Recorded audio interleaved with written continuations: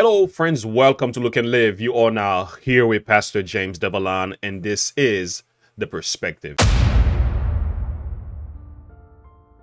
Listen, friends, we have Thomas Sowell. Man, I have been waiting for such a long time to get to some of his contents, man. Let me tell you, I've been watching this dude, listening to him, reading his books. Listen, man, I'm just blown away by what I'm learning so far. I didn't even know there was a person like that who existed. And a black man with this level of knowledge, this awesome level of wisdom. I was like, yo, where have I been? All right, man. So we're gonna listen to this video today. It is entitled Where, let me put that on your screen. It's called Where Current Black Culture Really Come From. Okay, really comes from. Yeah, let's get to that one.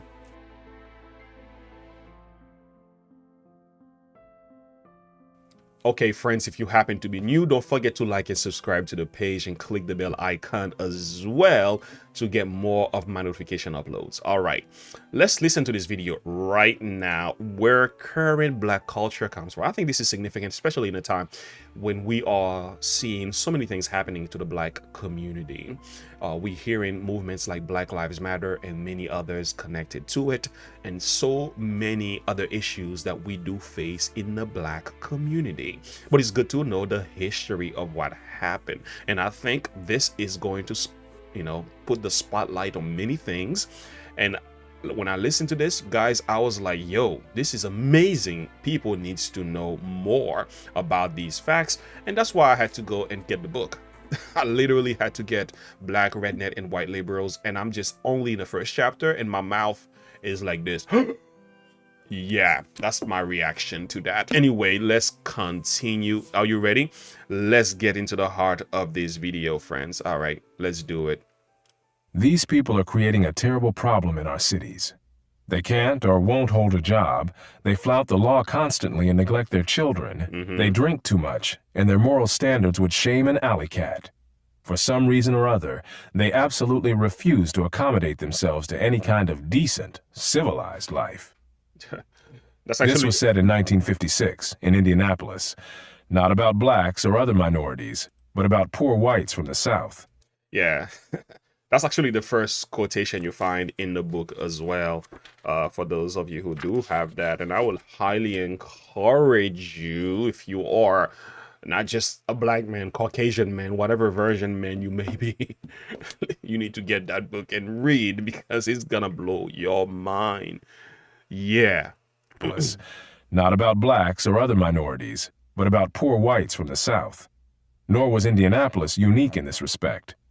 A 1951 survey in Detroit found that white Southerners living there were considered undesirable by 21% of those surveyed, compared to 13% who ranked blacks the same way. Yeah. In the late 1940s, a Chicago employer said frankly, "I told the guard at the plant gate to tell the hillbillies that there were no openings." When poor whites from the South moved into northern cities to work in war plants during the Second World War, occasionally, a white Southerner would find that a flat or a furnished room had just been rented when the landlord heard his Southern accent. So I get it. So literally, this is kind of like portion of the first chapter of the book that is being read here. So, it's making sense now. So I'm reading the book and I'm watching the video now. I understand what's happening. So they're connecting that with a few pictures as well. Well done. Well done. Brings a lot of life to the fact. More is involved here than a mere parallel between blacks and Southern whites. What is involved is a common subculture that goes back for centuries, which has encompassed everything from ways of talking to attitudes toward education, violence, and sex. Listen to that.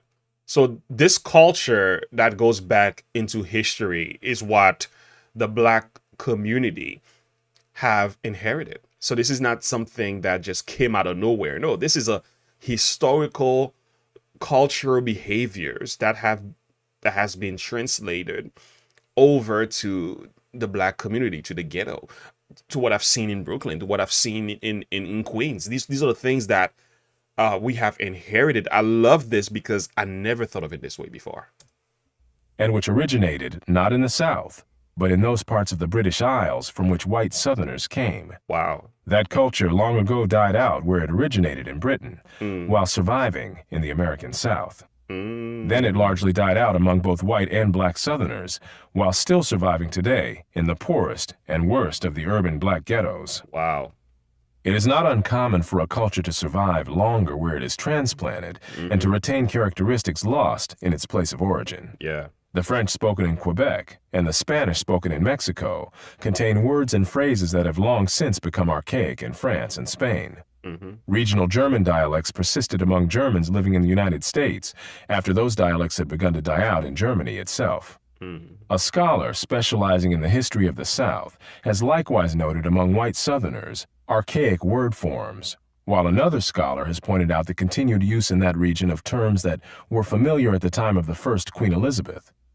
The card game whist is today played almost exclusively by blacks, especially low-income blacks, though in the 18th century it was played by the British upper classes and has since then evolved into bridge. Wow. The history of the evolution of this game is indicative of a much broader pattern of cultural evolution in much more weighty things. Southern whites not only spoke the English language in very different ways from whites in other regions. Their churches, their roads, their homes, their music, their education, their food, and their sex lives were all sharply different from those of other whites. Wow. The history of this redneck or cracker culture is more than a curiosity. It has contemporary significance because of its influence on the economic and social evolution of vast numbers of people, Amazing. millions of blacks and whites, and its continuing influence on the lives and deaths of a residual population in America's black ghettos, which has still not completely escaped from that culture. From early in American history, foreign visitors and domestic travelers alike were struck by cultural contrasts between the white population of the South and that of the rest of the country in general, and of New England in particular. In the early 19th century, Alexis de Tocqueville contrasted white Southerners with white Northerners in his classic Democracy in America, and Frederick Law Olmsted did the same later in his books about his travels through the antebellum South, notably Cotton Kingdom. The cultural values and social patterns prevalent among Southern whites included an aversion to work, proneness to violence, neglect of education, sexual promiscuity, improvidence, drunkenness, lack of entrepreneurship, reckless searches for excitement, lively music and dance, and a style of religious oratory marked by strident rhetoric, unbridled emotions, and flamboyant imagery. Wow. Do you see how exceptionally and perfectly parallel all these historical facts in connection to what is happening to our black communities today? These are the things that I was brought under, man. I live in these cities in New York, in Queens, in Brooklyn. I lived through that and I saw the very thing that these guys talking about here. To know that this has more of a historical fact, these cultural things that we now practice has a history. Our music, our violence, our language, the way we dress, the way we eat, all of that has been adopted into the black community. Of course, it's mingled with hip hop. And we think this is something new. No, there's nothing new under the sun. And I think we are, as a people, realizing the effects of that in our community. I'll come back to that. And I don't think it's a very good thing at all. Let's continue. This oratorical style carried over into the political oratory of the region in both the Jim Crow era and the Civil Rights era, and has continued on into our own times among black politicians, preachers, and activists. Touchy pride, vanity, and boastful self-dramatization were also part of this redneck culture among people from regions of Britain where the civilization was the least developed. They boast and lack self-restraint, Olmsted said, after observing their descendants in the American antebellum South. While Professor Grady McWhiney's cracker culture is perhaps the most thorough historical study of the values and behavioral patterns of white Southerners, many other scholarly studies have turned up very similar patterns, even when they differed in some ways as to the causes. Professor David Hackett Fisher's Albion seed, for example, challenges the Celtic connection thesis put forth by Professor McWhiney, but shows many of the same cultural patterns among the same people, both in Britain and in the American South. Popular writings of the 19th and 20th centuries have likewise described similar behavior, including the Indianapolis residents' comments on white Southern migrants to that city, which sounds so much like what many have said about ghetto blacks.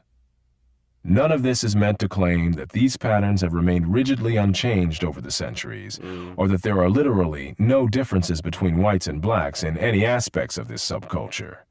However, what is remarkable is how pervasive and how close the similarities have been. Wow. Remarkable indeed. Absolutely great. Well done. Historical facts. And again, if you're reading the book, you can understand what's happening in this video. I'm reading chapter 1, as a matter of fact. I'm like halfway, almost done with chapter 1. I'm hearing the same language, so I know exactly where he is coming from in connection with the video. Amazing. This history is something that the black community needs to pay attention to. And as a black man, as a Haitian black American, African American, whatever you want to refer to that as, listen, man, I didn't hear that side of the story before. I didn't get that. And I'm so glad that I'm learning this at this time. It helps me to appreciate what is really happening among us. This is more historical, more cultural than something new that has emerged on the surface. And it's often believed and thought of. This is how black people do things, and things like that. And this is the things that we are told to believe and how we are told to look at things. And I've come to realize that is not always the case. Well, this history has helped us to see a number of things. The similarities are actually amazing. It's very undeniable, the facts that you get from Thomas Sowell's content.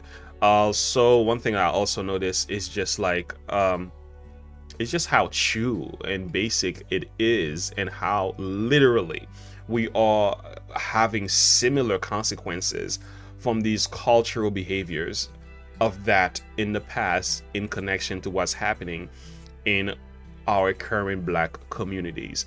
And this is why I want to switch here by saying, and this is why in scripture we are told, the things that has been, it is that which shall be. And that which is done, it is that which shall be done. There is no new thing under the sun. So the fact of the matter is, friends, there's nothing new under the sun. What you see now has already been, and what is to be, what's going to be in the future, has been done in the past. And this is a good historical account for all people to consider. If you want to address some of the issues in our community, Black Lives Matter movement, you need to know this history. For the people who love their community, want to make a difference, right, in our cities, and help our young men to be more responsible, to make a change in their lives. These are things that I need to know as a minister of the gospel. I needed to hear and know this, because it's going to help me better to speak to those, to my friend, my colored brothers and sisters, in a different way, with a different perspective and knowledge as well. Without nothing else being said, I want more of his content. What do you guys think about this reaction video, this perspective on the content of Thomas Sowell? This was amazing. This was great. This was good. I've been impacted and infected by this in my own personal life. Yeah, so this is what we got going on so far. Amen. Without anything else being added or said, how about you like and subscribe to this page? And as always, don't you forget to look unto Jesus and to live by faith. Have a good one. Bye.